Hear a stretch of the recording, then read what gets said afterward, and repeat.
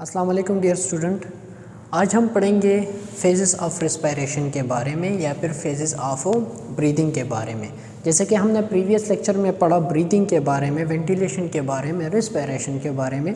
आज हम पढ़ेंगे कि अगर आप फिज़िकली अवेक हैं और ख़ुद ही रिस्पायरेट कर रहे हैं, एटमॉस्फेयर से एयर इनहेल कर रहे हैं और बॉडी से एटमॉस्फेयर में एयर एक्सहेल कर रहे हैं, तो वो कितने फेजेस में कंप्लीट होता है, उसे हम क्या कहते हैं, ब्रीदिंग कहते हैं। अब ये जो ब्रीदिंग है या जो रिस्पायरेशन आप लोग कर रहे हैं वो कितने फेजेस में कंप्लीट होता है, उसे हम डिटेल से देखेंगे, डिटेल से पढ़ेंगे। तो जो फेजेस ऑफ ब्रीदिंग होती है वो दो फेजेस पे मुश्तमिल होता है। आप लोग का एक सिंगल ब्रीथ दो फेजेस पे मुश्तमिल होता है।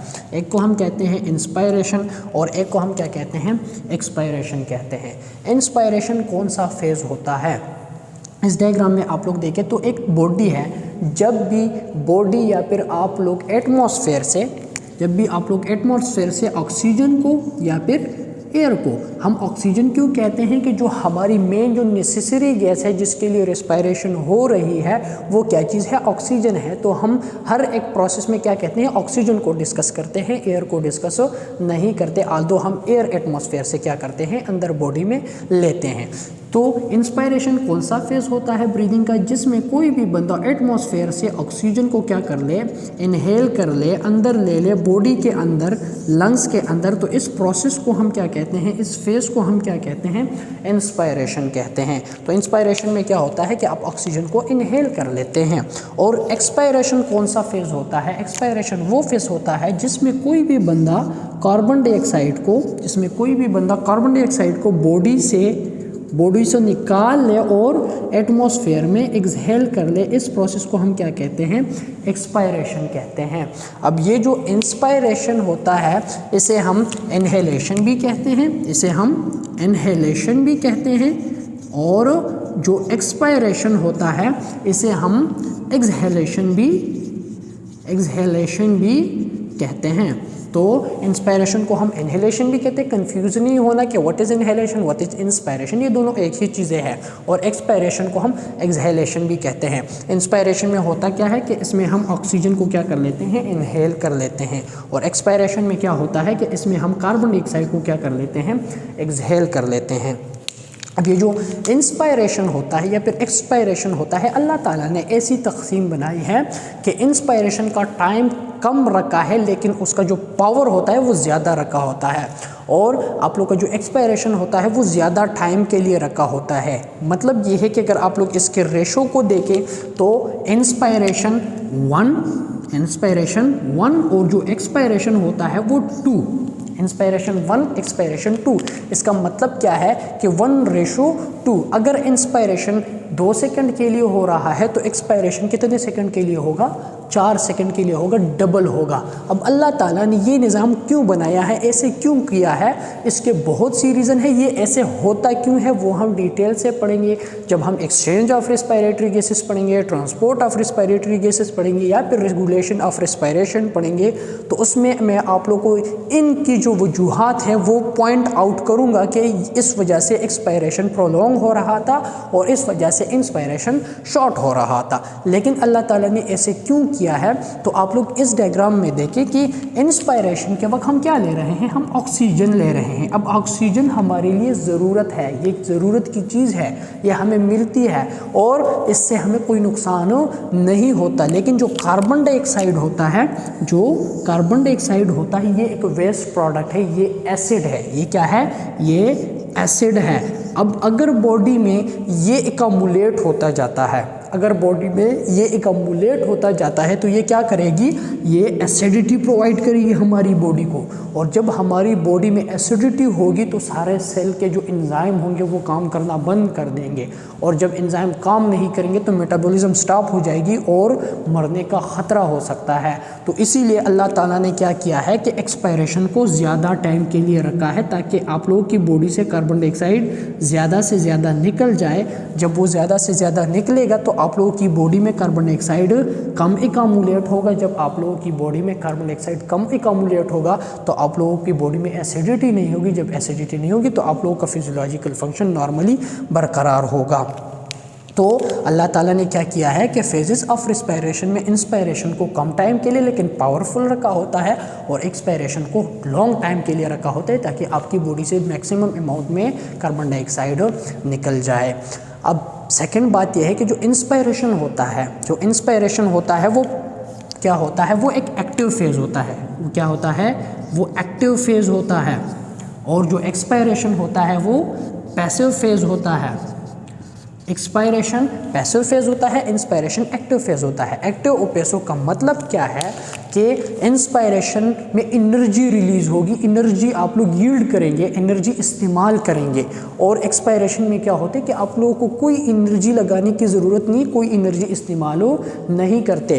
तो इसीलिए हम इसे कहते हैं कि जो इंस्पायरेशन होता है वो एक्टिव प्रोसेस होता है और जो एक्सपायरेशन होता है वो पैसिव प्रोसेस होता है।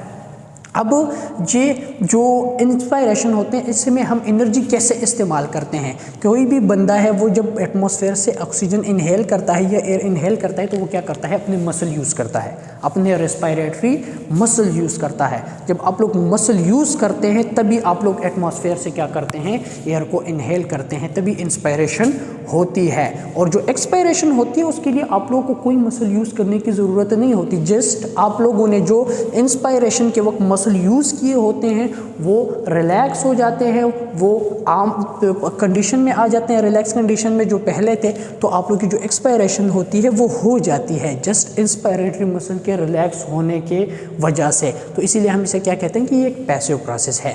अब ये जो इंस्पायरेशन है ये एक्टिव प्रोसेस होता क्यों है, ये क्यों एक्टिव होता है, इसके तीन बेसिक रीज़न है। एक को हम कहते हैं, इसके तीन बेसिक रीज़न है। एक होता है रीज़न टिश्यू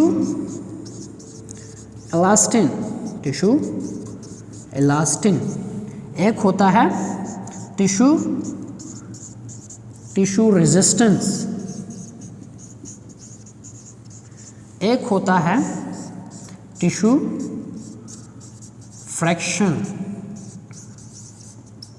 फ्रैक्शन। तो इन तीन रीज़न की वजह से इंस्पायरेशन क्या होता है, वो एक्टिव प्रोसेस बन जाता है। Tissue elastin, tissue resistant and tissue fraction. Tissue elastin का मतलब क्या है कि आप लोग का जो लंग्स होता है वो हाईली इलास्टिक टिश्यू से मिलके बनता है। इलास्टिक टिश्यू का मतलब क्या होता है, इलास्टिक टिश्यू में ये प्रॉपर्टी पाई जाती है कि अगर आप लोग उसे खींचने की कोशिश करते हैं, खींचने की कोशिश करते हैं तो वो उतना ही फोर्स लगाता है अपने आप को रिकॉइल करने के लिए। तो ऐसे प्रॉपर्टी को हम क्या कहते हैं, इलास्टिसिटी। ठीक है, तो आप लोग का जो लंग्स होता है वो हाईली इलास्टिक टिश्यू से मिलके बनता है।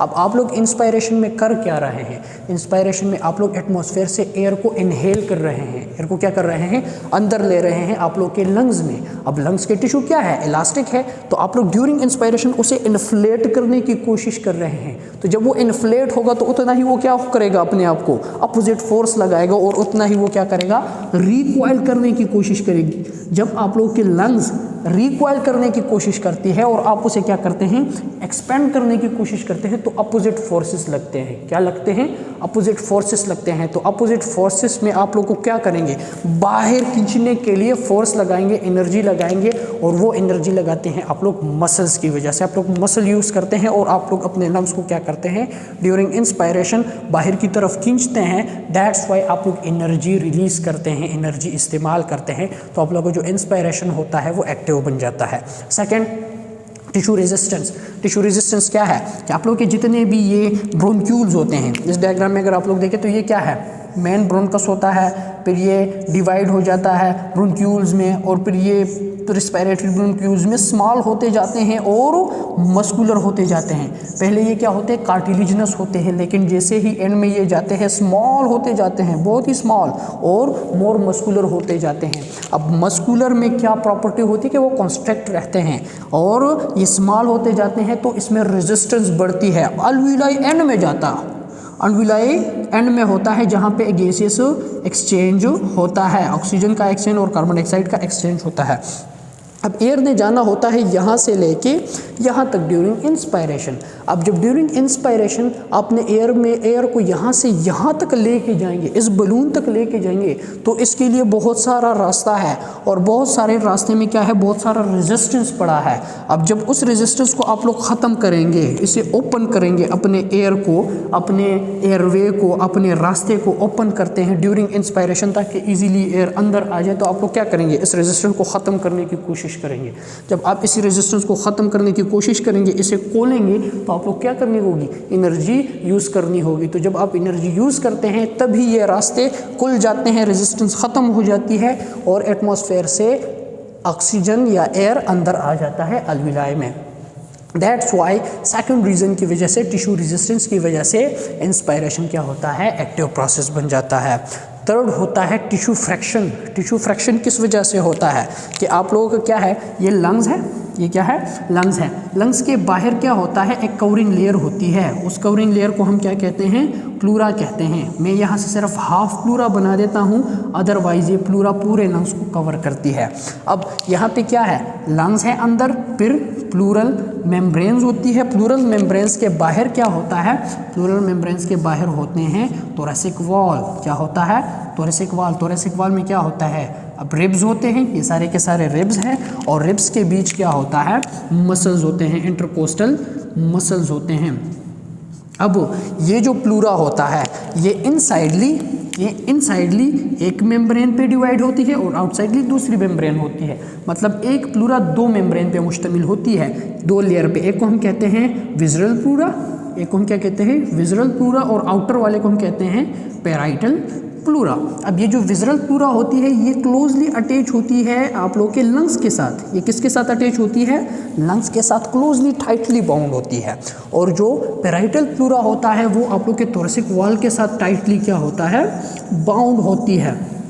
अब नॉर्मल कंडीशन में अगर आप लोग रेस्ट कंडीशन में हैं, आप लोग सांस नहीं ले रहे हैं, तो उस वक्त क्या होता है, उस वक्त ये होता है कि लंग्स किस चीज़ से मिलके बना होता है, इलास्टिक टिश्यू से मिलके बना होता है। तो लंग्स नॉर्मली क्या करता है, अंदर की तरफ रिकॉइल होने की कोशिश करता है। लंग्स क्या करता है, लंग्स के जो टिश्यू होते हैं वो अंदर की तरफ कोशिश करते हैं कि रिकॉइल हो जाए। लेकिन नॉर्मल कंडीशन में जो थोरैसिक वॉल्व होते हैं, जो रिब्स होते हैं, वो क्या करते हैं, बाहर की तरफ, वो बाहर की तरफ एक्सटेंड करने की कोशिश करते हैं। वो क्या करते हैं, एक्सटेंड करने की कोशिश करते हैं। तो यहाँ पे टू अपोजिट फोर्सेस ने आप लोगों के लंग्स को सेमी डायलेटेड पोजीशन में रखा होता है। ना ही ये टोटली रिकॉइल होता है और ना ही ये टोटली बाहर की तरफ जाता है। अब यहाँ पे ये क्या है, दोनों अपोजिट फोर्सेस हैं, दोनों अपोजिट फोर्सेस है। अब यहाँ पे ये फोर्स इस साइड पे है और वो फोर्स इस साइड पे है। लेकिन आप लोग जब इंस्पायर करते हैं, आप लोग क्या करते हैं, जब इंस्पायर करते हैं, गैस को अंदर लेके आते हैं, तो आप लोग ये फोर्स तो ठीक है, ये तो इस डायरेक्शन में है, तो आप लोग और भी इस डायरेक्शन में फोर्स लगाते हैं, मसल्स को यूज़ करते हैं ताकि ये उस तरफ चले जाए। लेकिन आप लोग इस प्रेशर को भी ख़त्म कर रहे हैं, आप लोग इस प्रेशर के अगेंस्ट क्या कर रहे हैं, फोर्स लगा रहे हैं। तो इस टिश्यू फ्रैक्शन, इन दोनों प्लूरल मेम्ब्रेन के बीच जो फ्रैक्शन होती है उसको ख़त्म करने के लिए आप लोग और फोर्स लगाते हैं। आप लोग इसको भी क्या कर रहे हैं, बाहर की तरफ खींचते हैं, इस फ्रैक्शन को ख़त्म करने के लिए, कम करने के लिए। तो यहाँ पे क्या करते हैं, आप लोग एक्स्ट्रा फोर्स लगाते हैं, एनर्जी यूज़ करते हैं, तभी आप लोग इस फोर्स के अगेंस्ट एक एक्स्ट्रा फोर्स लगाते हैं ताकि आप लोग इस लंग्स को क्या करें, इन्फ्लेट कर दें। दैट्स वाई आप लोग का जो इंस्पायरेटरी प्रोसेस होता है वो क्या बन जाता है, वो एक्टिव बन जाता है। आप लोग मसल्स यूज़ करते हैं इस प्रोसेस के लिए।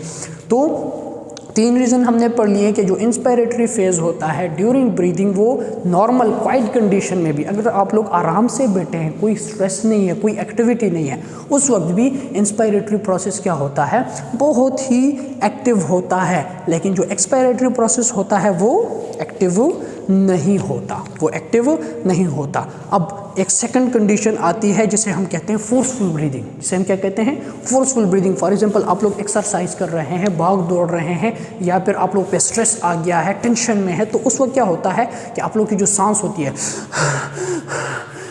ऐसे ऐसे करते हैं। तो ऐसे ऐसे जब आप लोग करते हैं तो उस वक्त इंस्पायरेशन तो एक्टिव होता ही है, लेकिन उसके साथ साथ एक्सपायरेशन भी क्या हो जाता है, एक्टिव हो जाता है। उसमें भी आप लोग मसल यूज़ करते हैं ताकि आप लोग मैक्सिमम अमाउंट में निकाल सके, एटमॉस्फेयर में बेच सकें। लेकिन नॉर्मल क्वाइट कंडीशन में पूरी ज़िंदगी तो इंसान भागदौड़ नहीं करता, पूरी ज़िंदगी तो टेंशन में नहीं होता, वही तो एक शॉर्ट ड्यूरेशन के लिए होता है। तो नॉर्मल क्वाइट कंडीशन में जब आप रेस्ट कंडीशन में होते हैं तो इंस्पायरेशन एक्टिव फेज में होता है और एक्सपायरेशन पैसिव होता है। अब ये पैसिव क्यों होता है, आप लोगों ने पढ़ लिया कि जो इंस्पायरेशन होता है इन तीन वजूहात की वजह से एक्टिव बन जाता है। अब आप लोगों ने इंस्पायरेशन के वक्त लंग्स को उस तरफ इन्फ्लेट किया था, तो एक्सपायरेशन में ये जब मसल रिलैक्स हो जाते हैं तो ये अपनी पोजीशन में आ जाएंगे, तो जो एयर अंदर आया था 500 ml 600 ml तो वो दोबारा एक्सहेल हो जाएगा। जो रेजिस्टेंस आप लोगों ने ड्यूरिंग इंस्पायरेशन इन्फ्लेट की तो वो दोबारा अपनी पोजीशन में आ जाएगी, सारा एयर जो है वो एक्सहेल हो जाएगा। जो आप लोगों ने लंग्स को इन्फ्लेट किया था, टिश्यू इलास्टिक आप लोगों ने अगेंस्ट फोर्स लगाई थी, वो अपनी पोजीशन में आ जाएगी और एक्सपायरेशन हो जाएगी। तो क्वाइट ब्रीदिंग में इंस्पायरेशन एक्टिव प्रोसेस होता है और एक्सपायरेशन पैसिव प्रोसेस होता है। ठीक है।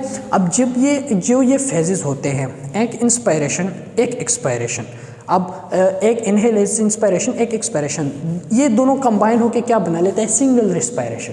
ये दोनों कंबाइन होकर क्या बनाते हैं, सिंगल रिस्पायरेशन। 1 मिनट में 1 मिनट में जो रिस्पायरेशन होती है, 1 मिनट में जो रिस्पायरेशन होती है, मतलब जो ब्रीथिंग होती है वो होती है 12 टू 16 होती है। मतलब 1 मिनट में आप लोग 12 टू 16 बार इंस्पायरेशन करते हैं और 12 टू 16 बार एक्सपायरेशन करते हैं। अब नॉर्मली ये रेट होता है किसी भी एडल्ट बंदे में, एडल्ट से लेके ओल्ड एज तक नॉर्मली तकरीबन ये रेट होता है हर एक बंदे का नॉर्मल। अगर वो एथलेटिक नहीं है, वो कोई और चीज़ नहीं है, मस्कुलर नहीं है, तो उसका जो नॉर्मल रेट होता है वो इतना ही होता है। कोई पैथोलॉजिकल कंडीशन नहीं है तो नॉर्मल रेट इतना ही होता है रिलैक्स कंडीशन में। लेकिन जो बच्चों में होता है, चाइल्ड जो होते हैं, जो चाइल्ड होते हैं, चाइल्ड में ये जो रेट होता है, अच्छा इसे हम कहते हैं रिस्पायरेटरी रेट। जो नॉर्मल होता है 12 to 16 that is called respiratory rate R. अब ये जो रिस्पायरेटरी रेट होता है ये चाइल्ड बच्चों में ज़्यादा होता है as compare to adult. Adult में ये रिस्पायरेटरी रेट 12 टू 16 होता है, लेकिन चाइल्ड में ये 20 से 25 तक होता है, ज़्यादा होता है। अब वो ज़्यादा क्यों होता है, एक रीज़न ये है कि जो एडल्ट होते हैं उनके जो मसल्स होते हैं, उनके जो टिश्यूज़ होते हैं, उनके जो आर्गन होते हैं वो डेवलप हो चुके होते हैं, उनकी ग्रोथ स्टॉप हो चुकी होती है। जब वो ग्रोथ नहीं करता तो जब वो एक्टिविटी करता है, जितनी उसको ज़रूरत होती है, जितने वो सेल काम करते हैं, उतनी ऑक्सीजन मिलती है उनको, इतनी ऑक्सीजन मिलती है तो उतनी ही वो एनर्जी, जो ATP हमने कल बात की थी, तो ATP उतनी ही क्या होगी, रिलीज़ होगी, उसकी एनर्जी जो है या उसकी जो ज़रूरत है वो पूरी होगी। लेकिन जब बच्चे होते हैं, बच्चों में क्या होता है, बच्चों में एक तो उनके जो सेल, खुद जो सेल होते हैं वो डेवलप होते हैं। जो फॉर एग्जांपल ये क्या है, सेल ग्रोथ कर रहे होते हैं, ज़्यादा होते जाते हैं और बड़े होते जाते हैं। तो जब वो बड़े होते जाते हैं और ज़्यादा होते जाते हैं तो उनको एनर्जी ATP की ज़्यादा ज़रूरत होगी।